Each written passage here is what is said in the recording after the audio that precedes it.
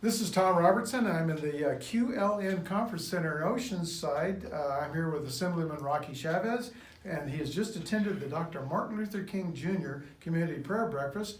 And we're here to interview Rocky and ask him a few questions about a recent decision that he just made. Right. First off, Rocky, what in the world made you decide to run for the 49th Congressional District?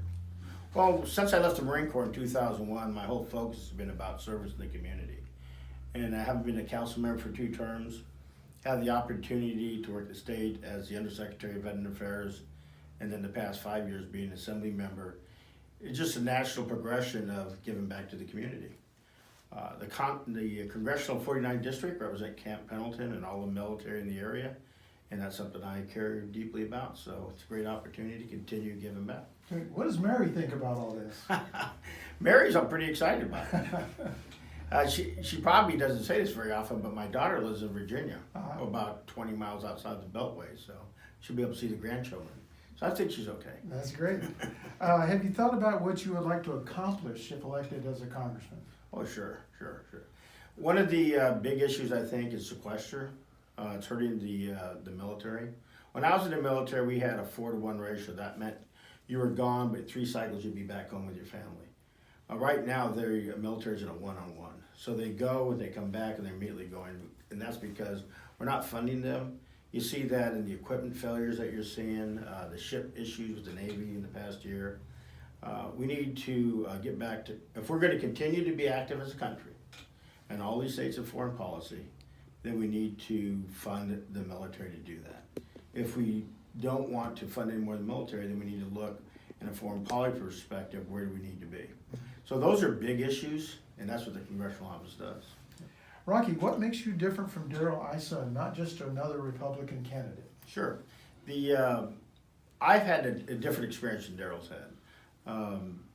In public service, as a council member, I had to work with all 5 council members to get something done. Council members aren't Republican Democrat offices, you work for the city at large. When I was the Undersecretary of Veteran Affairs, I represented the 1.2 million veterans in the state. They weren't Democrats or Republicans, it was doing your job to take care of veterans. For the 5 years I've been in the Assembly, I've been recognized as the one who works with the Republicans and works with the Democrats. I'm the only Republican that I know of that has a statewide appointment. Governor Brown has made me the chair of the Governor's Military Council, which I'm responsible looking at for the BRAC and supporting the Department of Defense of California. So I have a proven record of working with everybody solving problems. I know working with veterans issues has been a real strong part of your time as an assemblyman. Are there additional issues with the veterans that are important to you to try to accomplish? Well, sure. As you know, the funding for veterans is a federal responsibility. So once I was a congressman, right now they let me come in because of my record as the undersecretary. But once I'm a federal member, I'm sure I'll have a greater influence on the VA. So I'm sure I'm going to be much more effective as helping veterans in the DoD. Right. What platform or issues do you think will be the focus other than the veterans issues, or including the veterans issues, as you start off on your campaign?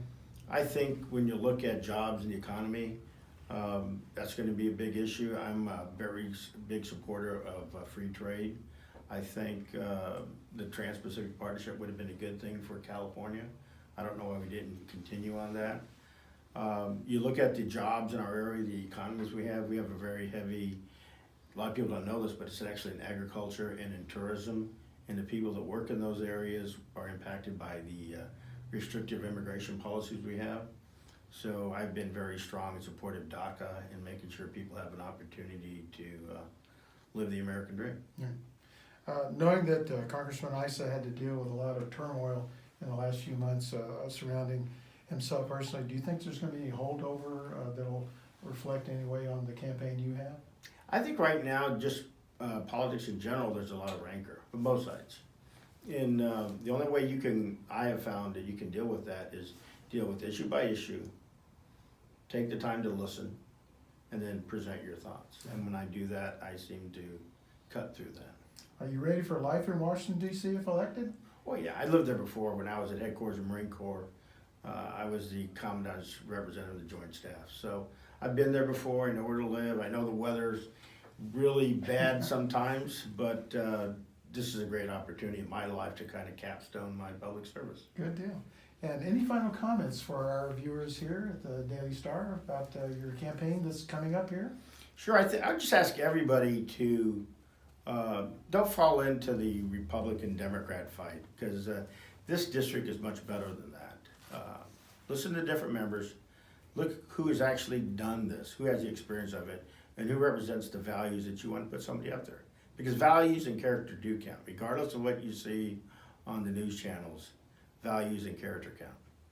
And once again, we're here with Assemblyman Rocky Chávez, who will be entering a new phase of his life as he sets off in campaigning for the 49th Congressional District. Thank you, Rocky. Thank you very much. You bet.